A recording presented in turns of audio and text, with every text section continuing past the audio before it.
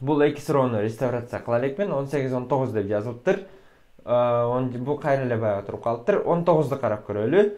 Радиусу 3 экен, мунун бийиктигин тапкыла дептир. А бул жерде радиусун тапкыла, бийиктиги 9 дептир.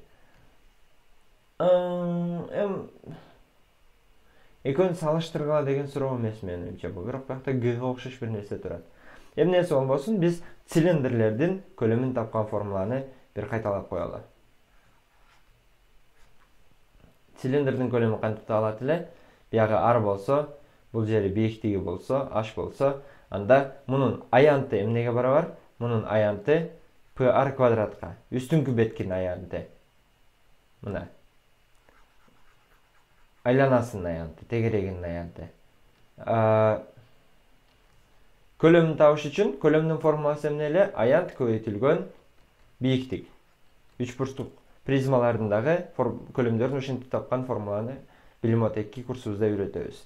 Демек бул жерде мунун көлөмүн табыш үчүн, демек мунун көлөмү эмнеге барар болот экен? PR квадратты мунун бийиктигине көбөйтүп коюш керекпиз. Ошондо көлөмү чыгып калат. Эгер бизге экөөнүн, допустим, бул суроодо мындай болду деп койгула. Көлөм 1 деп коелу, бул биринчи фигуранын көлөмү. Биринчи фигуранын көлөмү эмнеге барар болсун? P көбөйтүлгөн 3-түн квадраты көбөйтүлгөн H-ка болсун. Мисалы. Анан экинчи фигуранын көлөмү эмнеге барабар? V2-ники.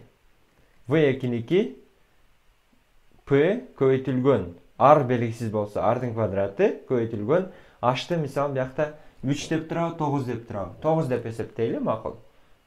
9-дун 9-га. Эми ушул эки көлөмдү салыштыргыла деген суроо болушу мүмкүн да. Эки көлөмдү салыштыргыла деген суроо болушу мүмкүн. Мисалы, мунун көлөмү V1 болсун, мунун көлөмү V2 болсун. V1, V2. Эми ушул V1 менен V2-ни салыштыр деген колонка суроо келип калса, анда биз эмне кылат экенбиз? V1-ди таптык. Мына, V1. Ошондо эмне болуп калат? 9 π көбөйтүү H. Бул V1-биз. V2-биз канча болду? V2-биз 9 π R квадрат. Эми ушул экөөнү салыштырыш үчүн биз булардын бийиктиги жөнүндө же радиусу жөнүндө эч кандай маалымат билбейбиз. R-дын ордуна кайсы сан келет, H-тын ордуна кайсы сан келет билбейбиз. Ошондо биз мына эки жактын 9 π'лери окшош, бирок H менен R квадрат бирине барабарбы же R квадрат чоңбу?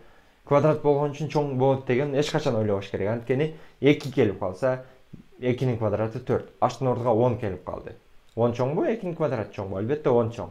Ошондой бир принцип менен, то есть биз эч нерсе билбейбиз. Андыктан, эгер бул суроо колонка болуп, экөөнүн көлөмү барабар деген бир суроо келген болсо, анда мунун жообу G болот. Колонкаларда G деген эмне эле? A колонкасы чоң болсо, биринчи колонка чоң болсо A-ны белгилейбиз. Экинчи колонка чоң болсо B-ны белгилейбиз. Барабар болсо V-ны белгилейбиз. Бирок салыштырган маалымат жетишсиз болсо G-ны белгилейт элек. Ошондуктан бул жерде G деп тандайбыз.